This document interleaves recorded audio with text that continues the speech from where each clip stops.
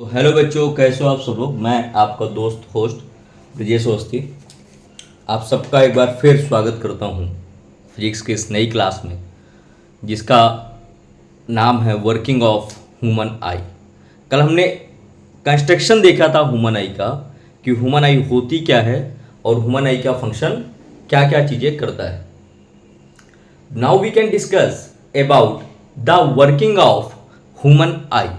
So first heading for the today is working for human eye. Working of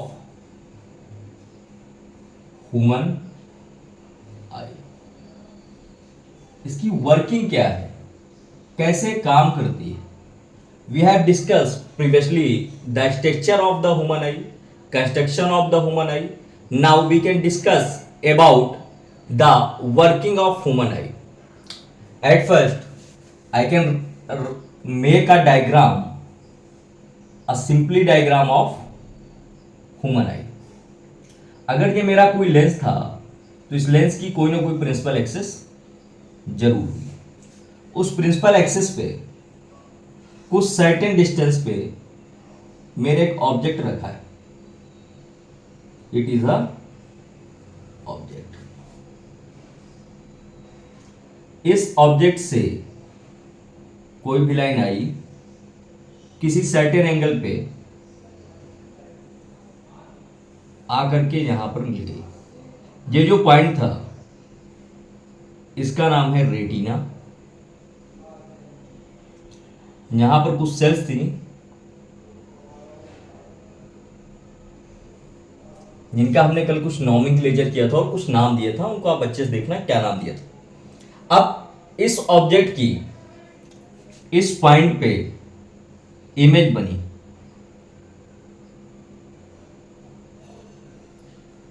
ये image कल मैंने जब functioning बताई थी या वर्क कंस्ट्रक्शन बताया था तो वहां पर ये बताया था कि ये इमेज सीधा ब्रेन पे जाती है।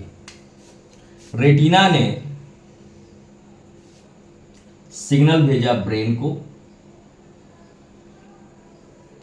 ब्रेन से इमेज फॉर्म हमें दिखना शुरू हो गई। रेटिना का काम क्या था, जो लाइट रे आई उसको कन्वर्ट कर दिया इसने इलेक्ट्रिकल सिग्नल में,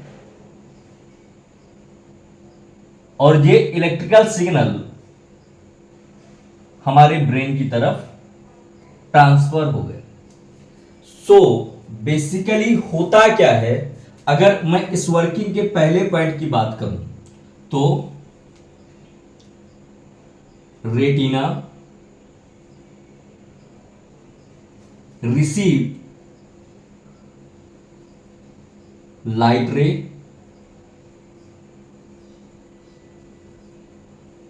from the source and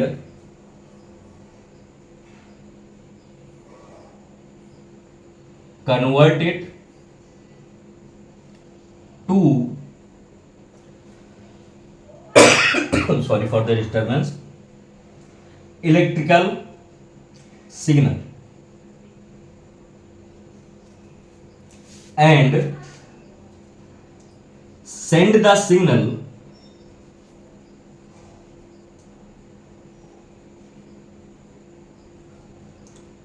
to the brain.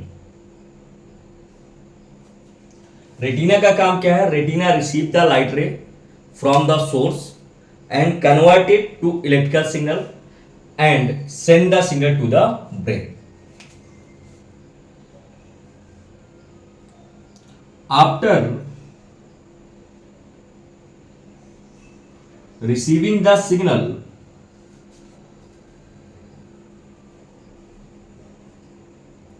Brain जैसे ही सिग्नल ब्रेन को रिसीव हुए ये करता क्या है, brain makes sharp image. Brain कैसी इमेज को शो करता है, शार्प इमेज को शो करता है। तीसरा,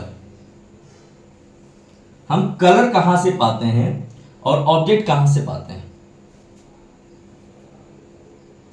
इन retina cone and rods provide the colour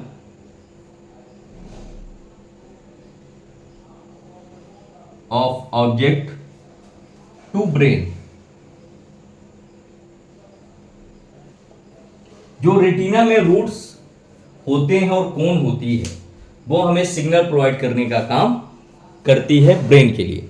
तो ये हमारी वर्किंग थी ह्यूमन आई की, जहां पर हमने ये चीजें पढ़ी कि ह्यूमन आई काम कैसे करता है। जो उसका रेटिना है वो सिग्नल को रिसीव करता है सोर्स से और कन्वर्ट करता है इलेक्ट्रिकल सिग्नल में और उनको भेजता है ब्रेन के पास। जैसे ही ब्रेन को सिग्नल रिसीव होते हैं जो हमें शार्प इमेज बना कर देता है, रेटिना के पास जो कोन और रूट्स होते हैं वो हमें कलर प्रोवाइड करते हैं ब्रेन में। यहां तक कोई दिक्कत है किसी को? आई होप नहीं होगी। आते हैं बेटा नेक्स्ट टॉपिक के पास, और नेक्स्ट टॉपिक क्या है देख। सो बेटा नेक्स्ट टॉपिक के डिस्कशन के पहले मैं एक प्रोसेस बताता हूं, उस प्रोसेस को बड़ा ही ध्यान से समझना। अलग अलग दो प्रोसेस हैं और ये तीन प्रोसेस, बड़े ही सर्टेन टाइम पे और बड़े ही अच्छे से इनको समझना क्या होता है। मेरे पास एक लेंस है कुछ ऐसा जिसकी प्रिंसिपल एक्सिस है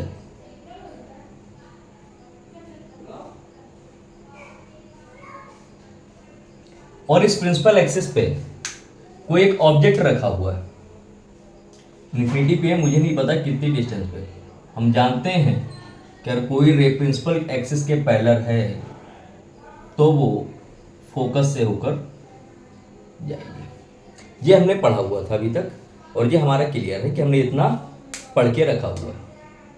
ठीक है, बहुत दूर था ऑब्जेक्ट। अगर मैं इसको कंप्लीट सर्कल कर दूं, कुछ ऐसा बन जाएगा जी। इस लाइन का एक्चुअल पाथ कुछ ऐसा होना चाहिए, इस ब्लैक लाइन के जैसा देखना, यही इसका एक्चुअल पाथ होना चाहिए। ये यहां पर किसी एंगल थीटा पे टेंड हो गई, मुड़ी हुई थी, यहां पर आई। वास्तविक बात इसकी इमेज यहां पर बननी चाहिए, पॉइंट फर्स्ट पॉइंट सेकेंड पर। इमेज कहां बन रही है? कुछ डिस्टेंस पे बन रही है, कुछ दूरी पर बन रही है, मतलब इमेज यहां पर क्लियर नहीं होगी। कैसी इमेज होगी? ये जो इमेज होगी वो ब्लर इमेज होगी, जो हमने नॉर्मल आई के साथ देख लिया कि ब्लर इमेज हमारी बन रही है। अब मैं एक काम करता हूं,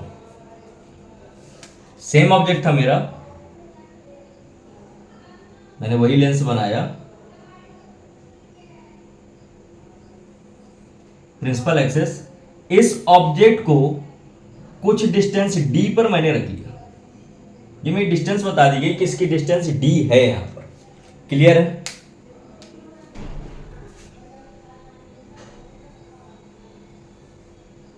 अब इस डिस्टेंस पे जैसी ही इसकी ये लाइनें parallel to the principal axis गई,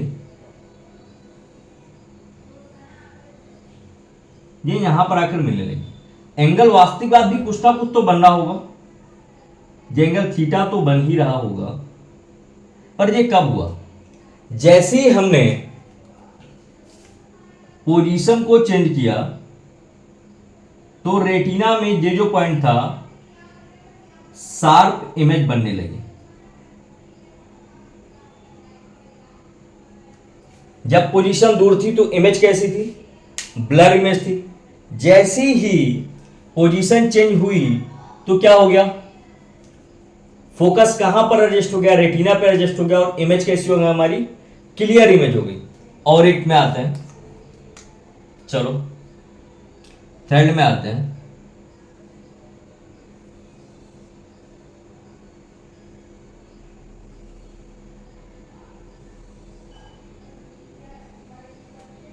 फिर मेरा कोई ऑब्जेक्ट किसी डिस्टेंस d/2 में रखा हुआ है,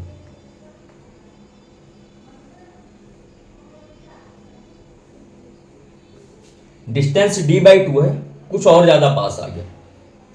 एक्चुअल में इसको भी ऐसे ही निकल जाना चाहिए, यही होगा एक्चुअल पाथ। पर ये यहां से फिर से ब्लर इमेज बनाने लगा।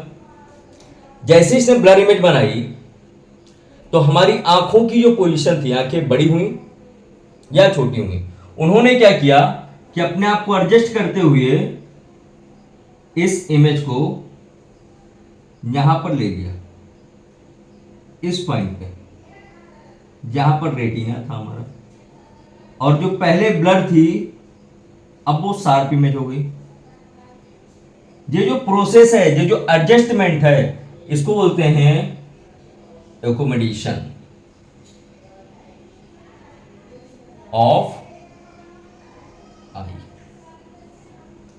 एक सर्टेन डिस्टेंस पे आईज द्वारा अपने आप को एडजस्ट करना या अपने फोकस को एडजस्ट करना एकोमोडेशन कहलाता है। क्या है? The accommodation by eye is a phenomena और feature of eye because of which it can make sharp focus on retina whether the object is at distance of close. Object की position से नहीं मतलब होता, हमें शार्प इमेज से मतलब है, जो हमें एकोमोडेशन के कारण मिलती है। This being done by changing focal length of lens by ciliary muscles. अब ये मसल्स क्या करती हैं? जो सिलेरी मसल्स हैं वो क्या करती हैं? लेंस दूर था तो हमारी आंखें नॉर्मल थी। क्या थी हमारी आंखें? जैसे ऑब्जेक्ट दूर था तो हमारी आंखें नॉर्मल थी। ये हमारा लेंस था जो इस पोजीशन पे बना हुआ था, कुछ ऐसा लेंस था जो इसी पोजीशन पे बना हुआ था, और क्लियरली इमेज को देख रहे थे हम। इस लेंस से हम क्लियरली इमेज को देख रहे थे। ऑब्जेक्ट पास आया, सिलेरी मसल्स ने इसको दबाया और ऑब्जेक्ट का साइज ऐसा कुछ हो गया। जैसे ऑब्जेक्ट का साइज चेंज हुआ वहां पर उसकी फोकस चेंज हो गई, क्योंकि फोकस कुछ भी हो, फोकस F इक्वल हमने पढ़ा है क्या होता है? R/2 होता है, यानी कि फोकस रेडियस के हाफ के बराबर होती है। अगर मुझे फोकस को चेंज करना है, यानी कि अगर मुझे F को बढ़ाना है, तो क्या करूंगा मैं? R की वैल्यू जितनी ज्यादा होती जाएगी F भी उतना ज्यादा होता जाएगा। R/2 करोगे अपने आप F की वैल्यू निकल आएगी। तो F और R तो एक दूसरे के डायरेक्टली प्रोपोर्शनल हुए। जैसे जैसे फोकल लेंथ बढ़ाने के लिए हम डिस्टेंस, यानी कि इस रेडियस को, जिसको रेडियस ऑफ कर्वेचर कहते हैं, इस लेंस की रेडियस ऑफ कर्वेचर को मैं जितना ज्यादा कम या ज्यादा करता जाऊंगा। अभी लेंस फैला हुआ था, मैंने उसको सर्कल फॉर्म में डाल दिया तो रेडियस ऑफ कर्वेचर चेंज हो गई, उससे फोकस चेंज हो गई, और जो फोकस चेंज करने का फिनोमिना है इसको कहते हैं हम एकोमोडेशन। तो बच्चा पार्टी क्या हुआ? Accommodation. The accommodation of eye या accommodation by eye is a phenomena or feature of eye because of which it can make sharp focus on retina whether the object is at distance or close. This being done by changing the focal length of eye. यहां तक clear है? एक बार और समझ लो क्या होता है।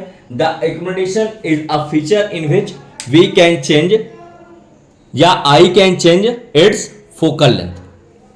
I hope it is clear to all of you and visual to all of you. So please write down all the things related to working and accommodation. On next lecture we can discuss the defect on eye, not a biological defect. We can discuss about the defect which can make to see the object. कैसे किसी object को देखने पे क्या क्या defect आते हैं, जब हम अपने नेक्स्ट लेक्चर में करेंगे। यहां तक जितनी चीजें थी, I hope you like it. So please like, share and subscribe my channel. Thank you very much. Please meet my on next topic. Thank you guys.